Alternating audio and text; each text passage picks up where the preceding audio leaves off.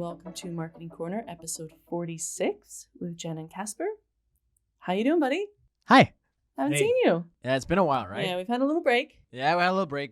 We have busy lives. We're busy people. We're trying to get this thing to move, but sometimes it just won't move. So, Life. but I've here we are. 2 kids with chicken pox. Yeah, So I haven't that's had my any life. kids with chicken pox. Just had my wife went on a trip to London for 4 days and left me with 2 kids, and one of them got sick the day she left with diarrhea.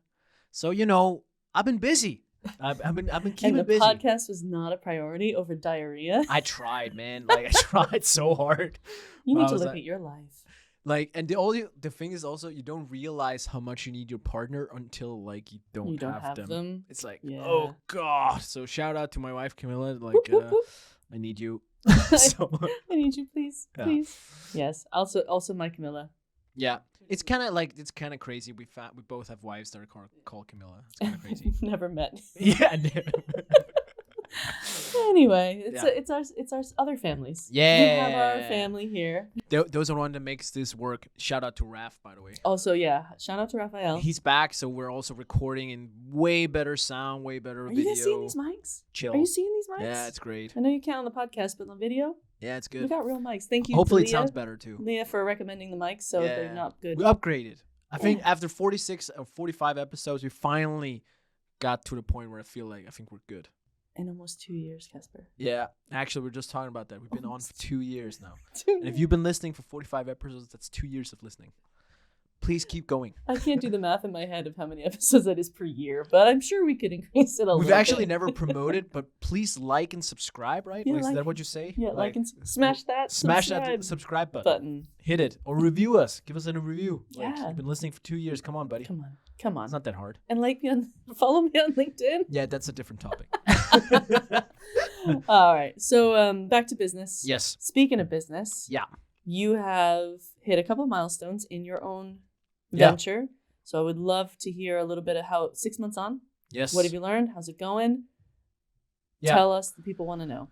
Yeah, so actually, I recently I did this I won't call it poll, but I kind of did this questionnaire a bit on LinkedIn where I said, hey, what do you guys want more of? I asked out the public, and one of the things that kept popping up in the comments was, hey, we want to know more about your journey, what's happening with SparkForce, how's it going up and down. So here we are, and I wrote a bunch of things down because I learned a lot. It's been going since November, so 6 months. And God, it feels like an eternity. It feels like it's passing on so fast, and at the same time, I feel like this has been my life forever. So it's kind of weird. But I'll share a few of them. So I think one of the first learnings is one I learned. I would say recently, but it's actually a phrase I learned from a guy called Sam Parrs that he learned it from somewhere else. So whatever. But it's a pretty cool phrase. It's fish swim, birds fly, and deals fall through. And what that means is that it was something he heard from someone at Twitch when he used to work at Twitch. So it was they would come this team in, and they would come, hey guys, we have this huge deal partnership with Microsoft. It's gonna be amazing. Boom, boom, boom. And the CEO just said, fish swim, birds fly, and deals fall through. Because the whole essence with it is the most natural thing in the world is that sometimes deals don't happen. And I've seen that lately. We've had these deals where perfect fit, they're loving us, price point is good, everything's good. And then they had a layoff. And then they had a budget cut. Or then someone else outbid us. Or something. So, and in Denmark, we have this saying, don't sell the skin before the bear is shot. I don't know if that exists love in Danish but phrases. it's a Danish phrase. Yeah. It just means you shouldn't celebrate before it's wrapped up. And that's been very true lately. And I'm it's going pretty good, but it's been there's things where I'm how can this not become a thing? This should be a thing. It's so obvious. We're great for each other. We love each other. Everything's great. And for some reason, this doesn't happen. So that's one of the learnings is that what do you call it? Don't count your chickens Before they're hatched. And we also, it ain't over till the fat lady sing. Yeah. All these expressions, they're true. And I think that's been one of the important ones. I think that's an interesting one because I think that it can apply to so much in life, right? It can apply for looking for the job. How many times have you exactly found the perfect job? You killed the interview, you nailed it, you're the perfect fit, and then it's they stop the roll. Or so I think it's a really good metaphor for a lot of things in life of like disappointment can happen, go roll with it. And it's kind of like it's a weird spot because I'm not the guy who advocates for not celebrating, right? Like I think you should celebrate. I think we should celebrate more. But at the same time, I'm also like, all right, like hey, we sent a proposal. We sent I've had a deal canceled when we sent a contract. Like it was agreed on everything. I was like, okay, really? So these things just happen, and it's just understanding that it's natural. I think that's been a really good learning for me personally. Another one I've written down is that things take time, and things, especially in this environment, take time. And so we've never technically worked together, but some of my team members once told me that I'm extremely ambitious with my how long things take. Like so I'm really like yeah, we can do that in 2 weeks easily, right guys? Yeah, we can do that in 2 weeks. I've launched like, hey, but I've also sometimes, and that optimism brings me forward, but also it sometimes things just take time. And I think especially in the business here where it's kind of interesting, and it's another one of my points of kind of jumping into now, is that I'm not selling a SaaS product anymore. I'm setting this is a consultancy, like it's an agency. And so it's not like people come in and book a demo. It doesn't work like that. It's very relationship built. There's a lot of relationships in it, and building relationships take time. So I've been fortunate to have a lot of relationships that I could like sow on, like reap and sow, right? Like I can benefit from in the first period. But now we're also at the point where, okay, now I need to cultivate new relationships that can form into something. I'm really good at that. I'm doing that, but that just takes time. Like I can't just do a lead ad in front of someone. Hey, do you need an agency? Come by. Doesn't work. Like, funnily enough, doesn't work. So things take time. And we recently did our first webinar, SparkForce webinar. Super good, a lot of traction, a lot of questions, amazing. But it's not like we're flooding the gates with like demos or like calls or something. We had a lot of good traction. I'm sure it will come. And I've talked to a lot of people who run agencies and run webinars. And one of my advisors told me the other day a story about an unknown agency where they can actually track when they do a webinar. A few months later, I think it's 3 months later, they can track it in the pipeline when they did that webinar. Yeah, so they can actually, and so if they have a month where they didn't do a webinar, they can literally track it in their pipeline. Yeah, we do a lot of webinars because of the same reason. Like it's good qualified leads. If they sit through a webinar, they obviously know our product. And one of the things that we found actually is when we don't do webinars, we're kind of hovering towards our target, and then as soon as you do the webinar, you have this spike, and you have a spike initially, and then you have the spike like over time. It builds up somehow. Exactly, right? It kind of builds incrementally as you. Yeah. So things just take time, right? And like building, we're building guides, we're building these webinars, and so things take time. But I think also what's interesting about agencies, as someone who's had to hire a lot of agencies, in the vetting process, because you're handing over the keys to the castle. You're like, you're going to be my face now. You're going to be the first thing people see in the Google ads. You're going to be doing everything for me. So I need to make sure that I trust you, that you get us, you get our product, you get our service, you get our vibe, and I think, coming from the other side, there is, yes, it takes time, and also you're one of maybe 6 that I'm looking at, and so it's like there's that point where you're like, okay, I just need to make a decision.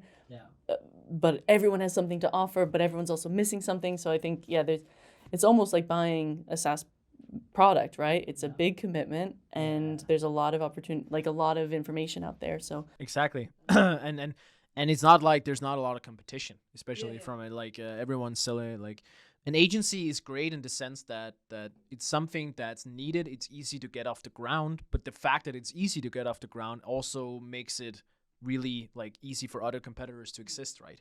So that's why there's so many of us. Like, and also there's a lot of freelance consultants, in a good way. And one of the things I noted down as well is that talent attraction is. I knew this before, so it's not really a surprise, and it's just really hard, and especially today, because like what I'm looking for with SparkForce is. Yes, of course, you want to find juniors that are talented. Everybody fucking wants that. Yeah. Like, that's no. Me too. Hey, can I get the one who's a real talent who's super cheap right now? Can I get that? No. Hey, where are they? Okay, cool. So everybody always wants that. There's no secret. Finding those is always going to be hard.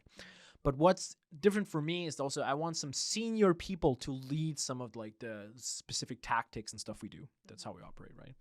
And find the thing about that, and I think there was another quote I saw recently, I can't remember, like this VC guy said, the problem with those people is that the great ones are what we call doers. They do shit. Like you and I, like we are doers, right? Like we just do things. We do a podcast and we do events and we just do things. And those people get opportunities, a lot of opportunities. So they're expensive. I don't mind paying a lot of them. But what they also want typically is they want their own business. Like they want to run their own stuff.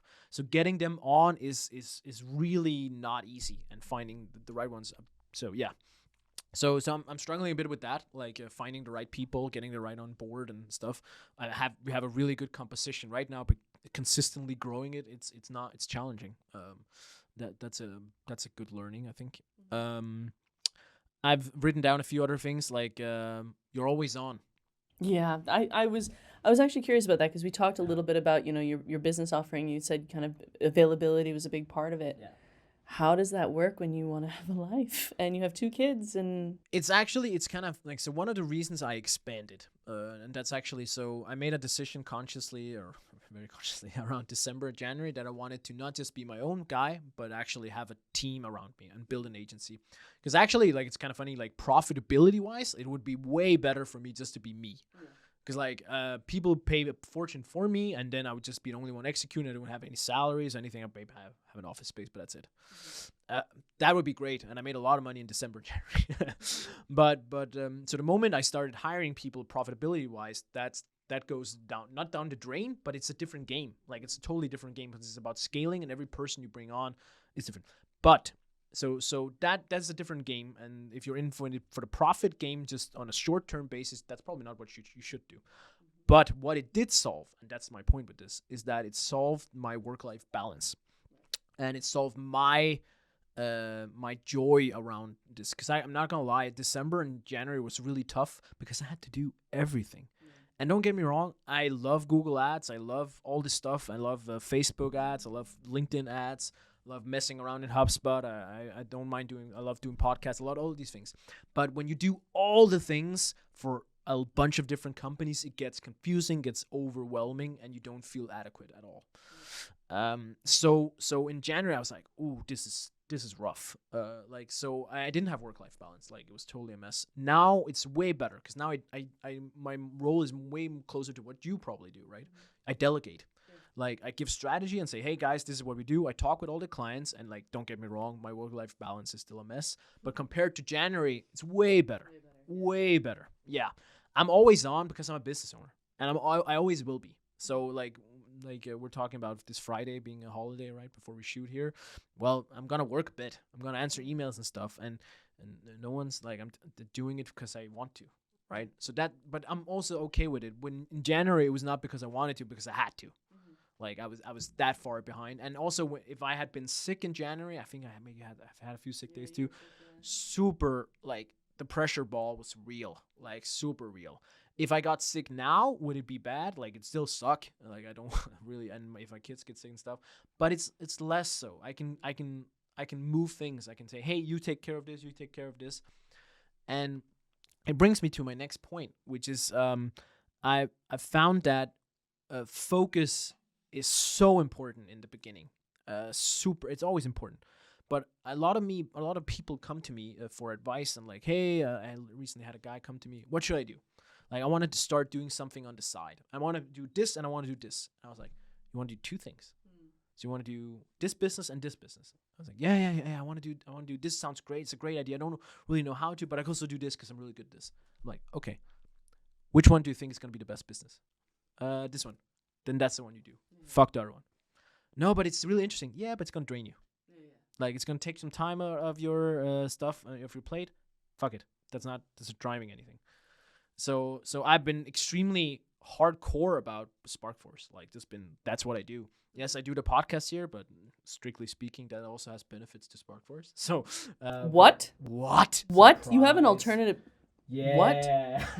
I thought you were here because you wanted to talk about marketing with me.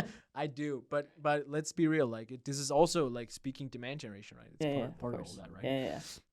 but I try to only do things that I'm like, okay, my focus is pretty tight right now. I'm not doing other jazz kind of stuff that I would. But I think that also, in a broader sense, it's the same kind of thing I do with my team of like, this is our OKR or this is our focus, because the second you start getting distraction, you're not going to hit those targets. You're not going to hit that goal. So it's applicable to us non-agency people too, of like, focus, make sure you're focusing on the right thing, spending your time on the right thing, so it's, I can relate. Yeah, and a very concrete example, right? Like,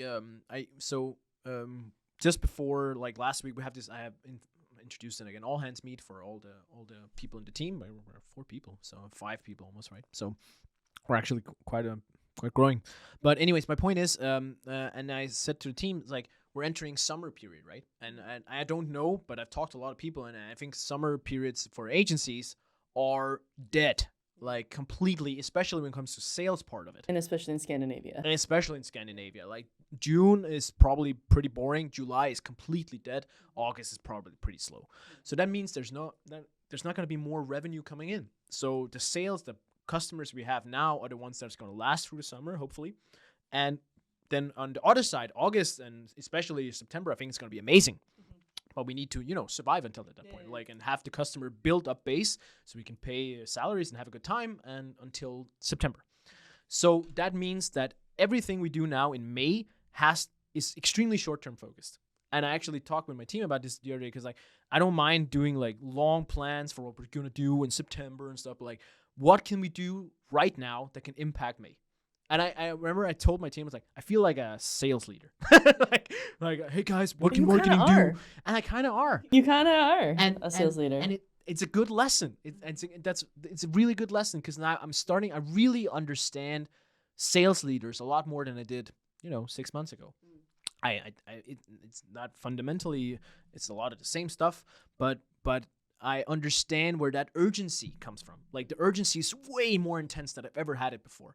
Right now, it's like live or die kind of thing. I love it, but it's also a bit frightful, right? And you can see kind of that, it's an interesting as a marketer being in the sales shoes, right? Because for us, we're like, well, we need to let a campaign run for a while. Like, there's no quick fix in marketing. And so when you deal with sales who are like, we need to hit this quota now, that's always where that kind of divide between sales and marketing come, because they're like, you're not doing enough. And we're like, dude, you should have told us this 3 weeks ago. Yeah. And this. So I think it's a nice perspective to be in someone else's shoes and kind of see where they're coming from. Like, because most of my time goes with sales, right? Yeah. Like, I think 30-40% of my week is sales. Mm-hmm. I'm not joking. Like, follow up with people, emails, proposals, being pitching and stuff like that like at least 40% of my time, and that is how it should be. It should probably be more.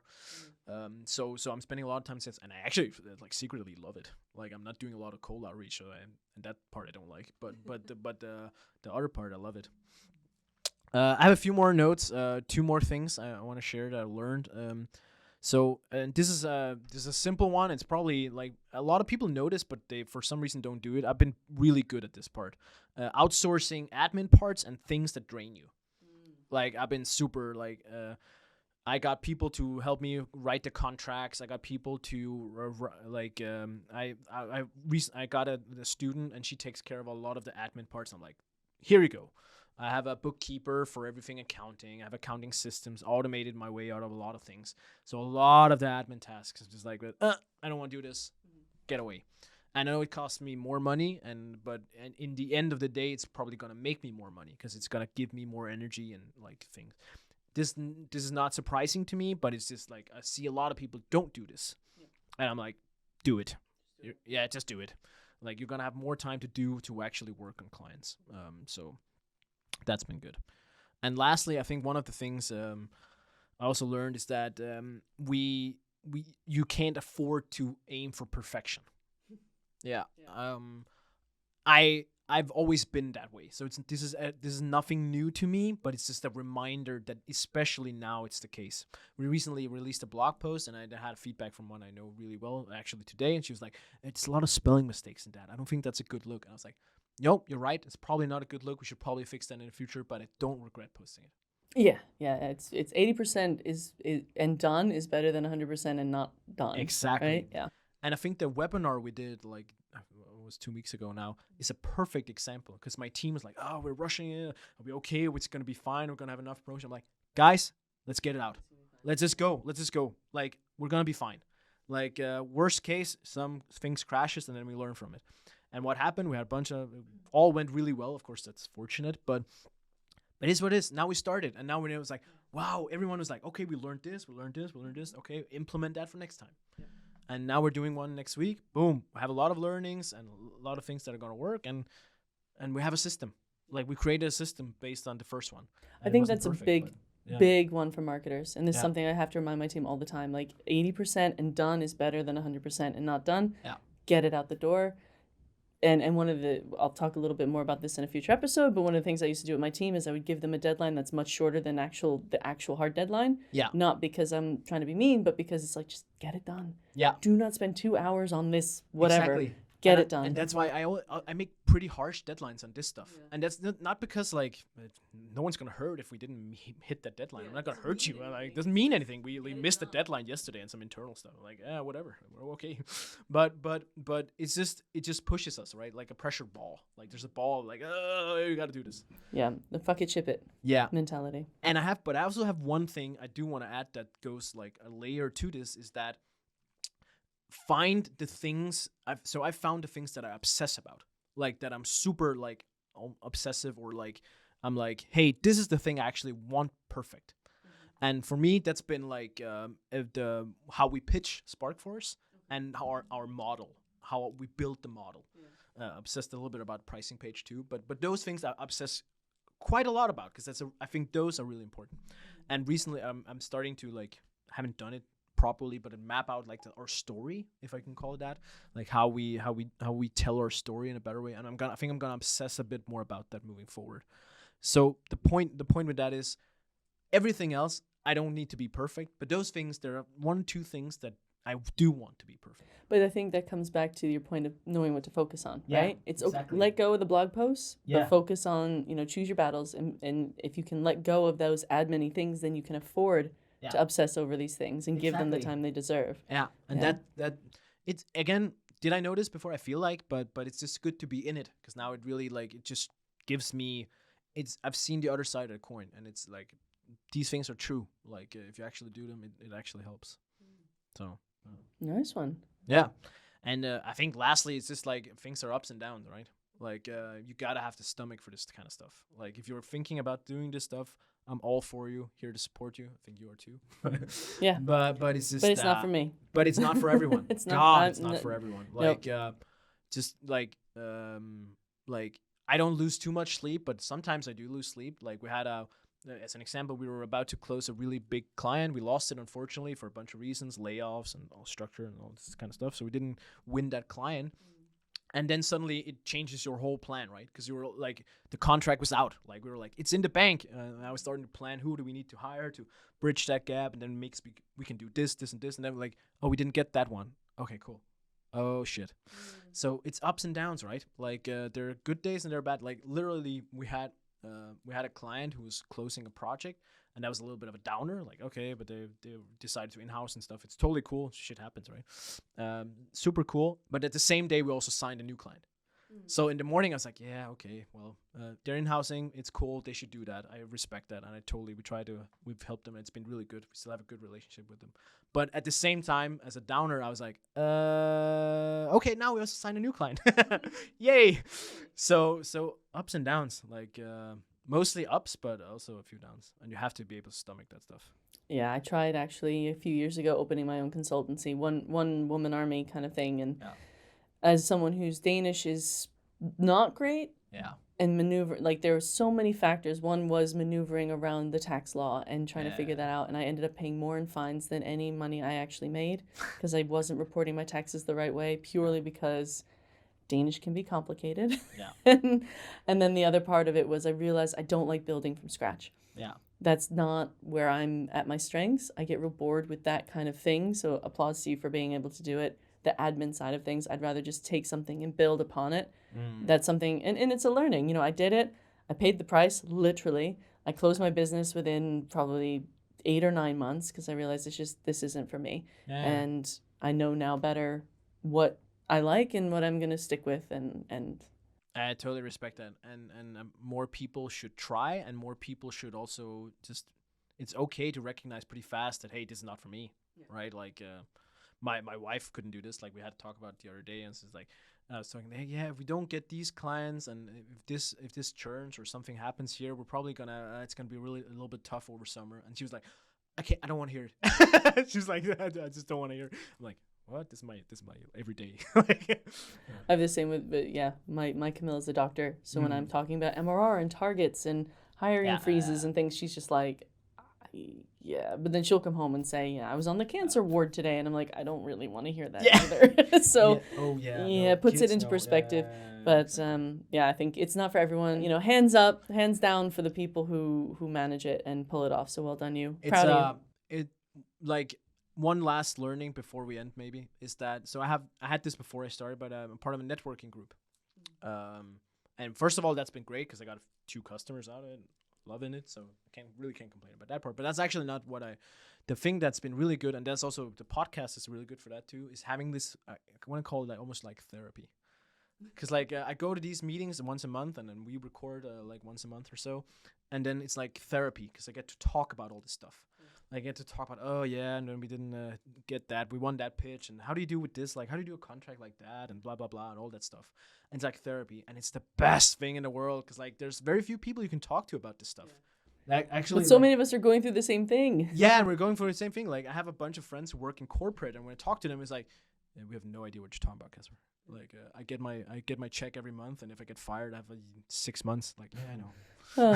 So, Denmark. Yeah, exactly, right? So there's very few people who gets that stuff. So having some people around you who are in the same, having a networking group or something, that's super valuable. I was actually really at the Women in Marketing Copenhagen networking group where I met your sister.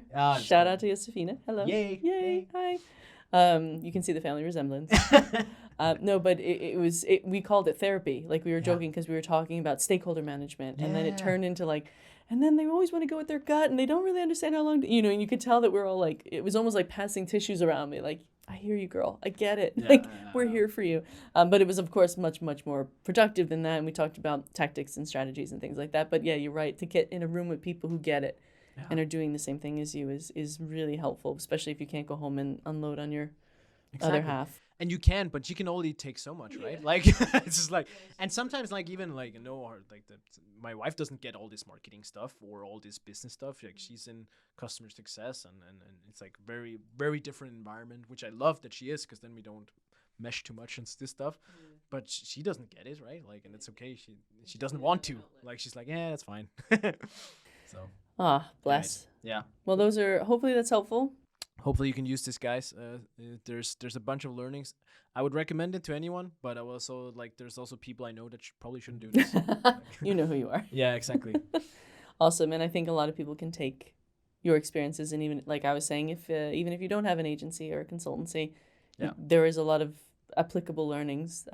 Yeah, definitely. Like, take it. Yeah. Nice one. Well, thank you so much. You're welcome. Thanks, guys. See you. Take care. Bye. Bye.